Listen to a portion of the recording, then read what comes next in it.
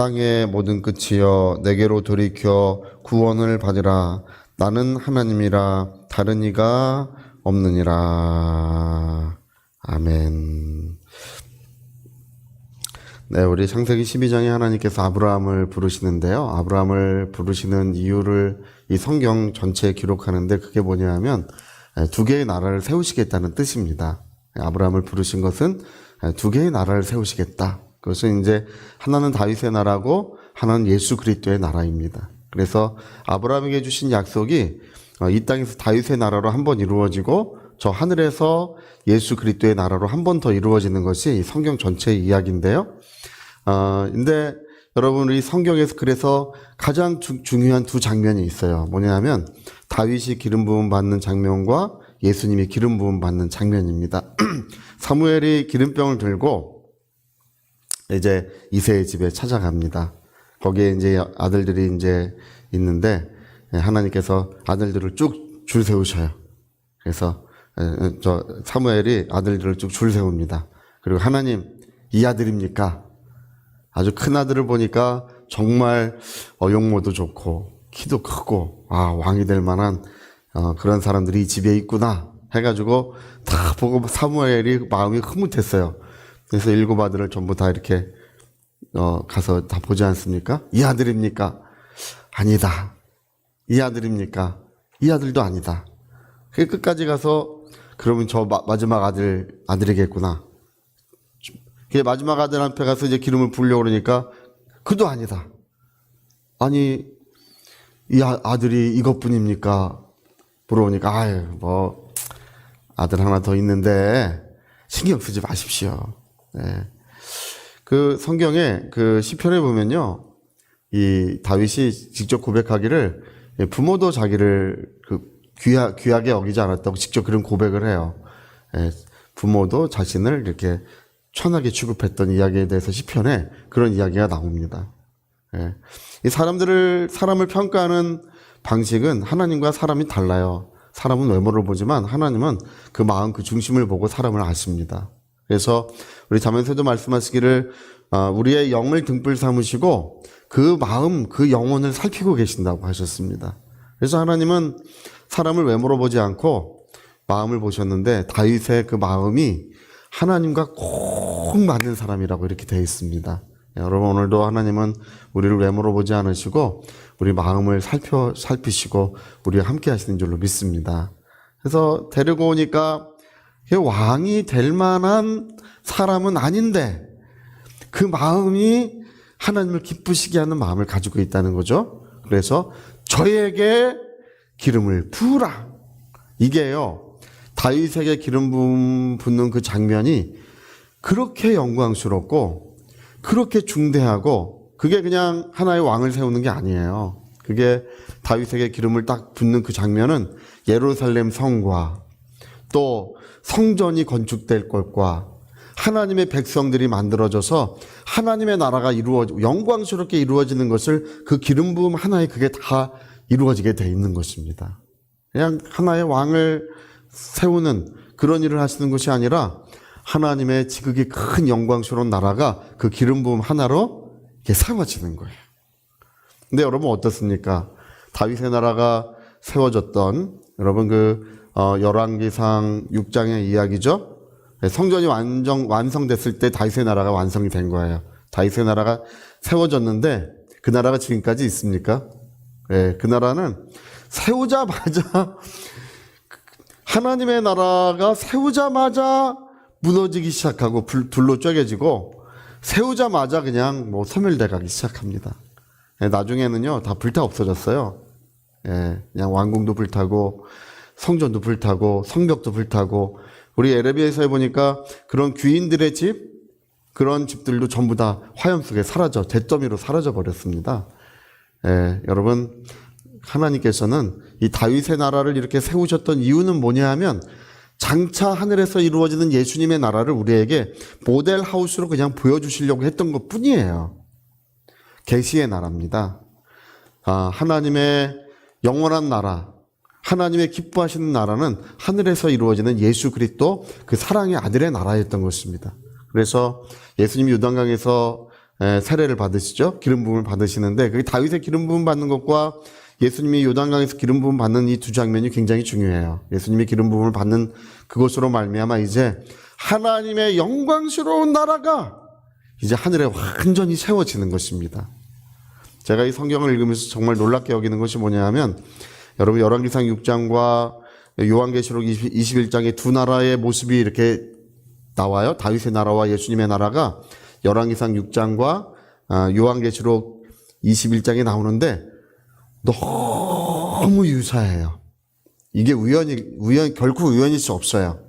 예루살렘 성이 있고 기름 부음 받은 왕이 있고 성전이 있고 그 다음에 하나님의 거룩한 백성이 있습니다. 그리고 하나님의 영광, 하나님의 영원한 사랑이 그 가운데 있습니다. 이 두 나라는 너무 유사한데 왜 이게 유사하냐 하면 이 앞에 있는 다윗의 나라가 모델하우스예요. 모델하우스 가보셨습니까? 예. 우리나라는 신기하게 집을 짓기 전에 집을 팔아먹어요. 집을 짓기 전에 팔으려니까 이 모델하우스를 만들어 놓고 이렇게 만들어 놓고 팔려고 합니다라는 것을 먼저 보여줘요. 그래서 가서 이렇게 구경하고 거실이 이렇게 생겼습니까? 아유, 베란다는 이렇게 생겼고 부엌은 이렇게 생겼구나. 그걸 먼저 구경하고 아직 집을 짓지도 않았는데 계약서에 사인하고 집을 사는 거예요. 우리나라는 그게 특징인데 여러분 이 다윗의 나라는 계시의 나라이기 때문에 세워지자마자 무너지고 이제 예수 그리스도의 영원한 나라가 이 땅에 등장하게 되는 것입니다. 그래서 오늘 성경이 우리에게 말씀하는 것은 땅의 모든 끝이 내게로 돌아오고 구원을 받을 것이다. 이런 이야기를 하는 이유는 뭐냐 하면 모든 나라 모든 민족들이 하나님의 백성이 되는 이야기, 할렐루야, 그 이야기를 들려주고 있어요. 저와 여러분은 하나님의 나라의 친백성인 줄로 믿습니다. 우리가 아브라함의 믿음의 자손이고 우리가 이스라엘이며 우리가 하나님의 나라의 백성이라는 것을 이 신약성경 그걸 기록하고 있는 것입니다. 제가 왜 오늘 이야기를 좀 들려드리냐 하면 요즘에 이제 이스라엘에 대한 관심이 많아요. 전쟁이 나니까 세계 대전이 터진다는 둥, 주님이 다시 오신다는 둥 이런 얘기를 또 새롭게 하시는 분들이 등장하더라고요. 제가 얼마 전에 뭘 보니까 이제 전쟁이 확산돼서 여기서 세계 대전이 터질 것이다. 이런 얘기를 해요. 그래서 제가 그런 얘기 들으면서 주님이 다시 오실 것이다. 이러면서 여러분 주님이 다시 오시는 것은 이스라엘과 별 관계 없어요. 할렐루야. 그들의 이스라엘 나라가 하나님의 본래의 뜻이 아니에요. 그건 그냥 모델하우스를 지은 거예요. 하나님의 본래의 뜻은 모든 나라, 모든 민족들에게 복음이 전파되고 하나님의 영광의 자녀들이 이 세상에 등장하는 것이 하나님의 뜻입니다. 그리고 성경에 예수 말씀하시기를 주님이 오시는 것은 모든 나라, 모든 민족들에게 복음이 전파된 다음에 이제 충만한 숫자의 하나님의 백성들이 만들어지면 그때 주님이 다시 오신다고 하셨어요. 복음이 예루살렘으로 돌아가야 된다? 그런 얘기 성경에 한 구절도 없습니다. 제가 복음이 예루살렘으로 돌아가야 된다고 하시는 분들 제가 몇 분한테 물어봤어요. 제가 설교하시는 분들이 있으면 가서 물어봤어요. 성경책 가져가서. 목사님, 은혜롭게 말씀 잘 들었습니다. 근데 좋은 말씀 감사합니다. 근데 이 성경에서 복음이 예루살렘으로 돌아가야 된다는 말씀이 어디에 있습니까? 한 분도 대답하는 분 없어요. 있을 것 같죠? 그거 주장하시는 분들을 제가 다 물어봤어요. 있습니까? 만약에 성경에 있으면 저도 이제 그걸 믿으려고 그러는 거예요. 있습니까? 한 분도 대답하는 사람 못 봤어요. 저도 이 성경을 그렇게 많이 읽어도 제가 이 성경에서 한 번도 그런 이야기를 본 적이 없어요. 왜 그런지 아십니까? 여러분, 이스라엘과 저 팔레스틴 지역에 있는 그 하나님의 나라는 그 다윗 시대의 계시가 됨으로써 그 역사가 다 끝이 난 거예요. 그 용도가 다 끝이 나고 마른 거예요.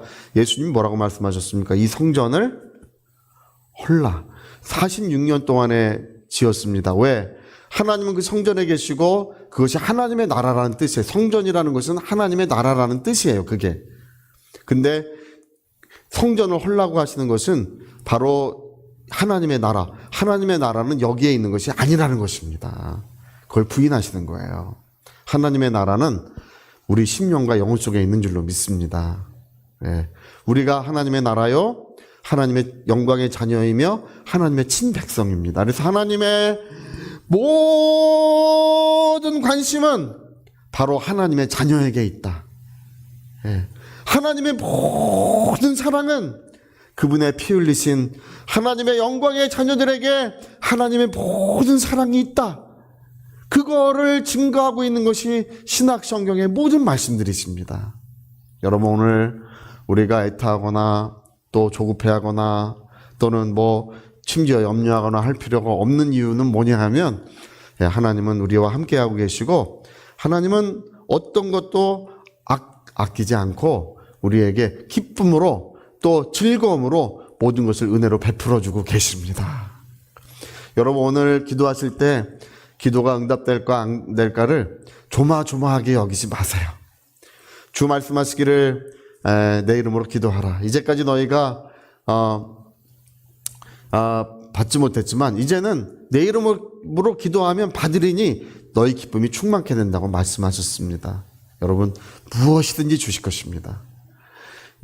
내 이름으로 기도하면 내가 시행하리라고 할 때 그리스어 학자들은 뭐라고 말하냐면, 시행한다고 하는 말은 없는 것을 만들어서도 준다는 뜻이래요. 그게 내가 시행한다고 하는 그 말은 너가 나에게 구하면 없는 것이라도 만들어 주리라. 여러분, 사람들은 이렇게 생각해요. 내가 아무리 기도해도 소용없다. 제가 얼마 전에 어떤 분이 질문하는 걸 봤어요. 목사님, 모든 게 하나님의 뜻대로 된다면 우린 도대체 왜 기도하는 것입니까? 여러분, 예를 들어서 아이에게 야, 너 뭐 먹고 싶냐 이렇게 물어보잖아요. 너 뭐 먹고 싶어? 물어보면 피자요 이렇게 얘기하면 딴 거, 햄버거요, 딴 거, 김치찌개요, 딴 거, 정답은 비빔밥. 이러면 도대체 뭐하러 기도하는 거예요? 성경에 뭐라고 되어 있냐면 원하는 것을 구하라, 원하는 것을 이루어준다고 이렇게 말씀하셨습니다. 할렐루야. 원하는 것을 기도하라. 너의 소원하는 것들을 하나님이 예수의 이름으로 이루어 주시겠다고 이렇게 말씀하셨어요. 네, 여러분, 하나님께서 정하신 중대한 뜻이 아닌 우리 삶의 모든 것들은 우리가 하나님 앞에 기도하는 대로 이루어지는 것이 대부분이에요. 여러분, 하나님께서는 우리의 기도를 들어주고 계십니다. 오늘 왜 그런가? 하나님의 모든 관심이 그 사랑하는 자녀에게 있고 하나님의 모든 관심이, 사랑이 바로 저와 여러분에게 있는 줄로 믿습니다. 그래서 여러분, 오늘도 기쁨으로 기도하시고, 그리고 조금도 의심하지 마시고 하나님의 영광, 은혜 가운데 충만하시기를 부탁드립니다. 하나님은 나의 빛이시다. 하나님만이 나의 빛이시다. 여러분, 오늘도 빛 되신 하나님, 생명 되신 우리 하나님의 은혜가 온전히 충만하시기를 예수 이름으로 부탁드립니다. 자, 우리 같이 한번 기도하시겠습니다. 우리 한번 기도하실 때 사람들이 많이 오해하고 있는 것은 이 구약 성경을 자꾸 읽으니까 율법이나 다윗의 나라에 대해서 굉장히 너무나 거기다 중요성을 주는 거예요. 여러분, 하나님의 뜻은 영원한 복음이고 진리이며 그리스도의 생명이며 저 하늘에서 이루어지는 영원한 하나님의 아들의 나라입니다. 그것에 대해서 하나님의 모든 관심이 있었던 거예요. 처음부터. 땅의 모든 끝이 내게로 다 돌아오리라. 우리 위하여 통성으로 기도하시겠습니다.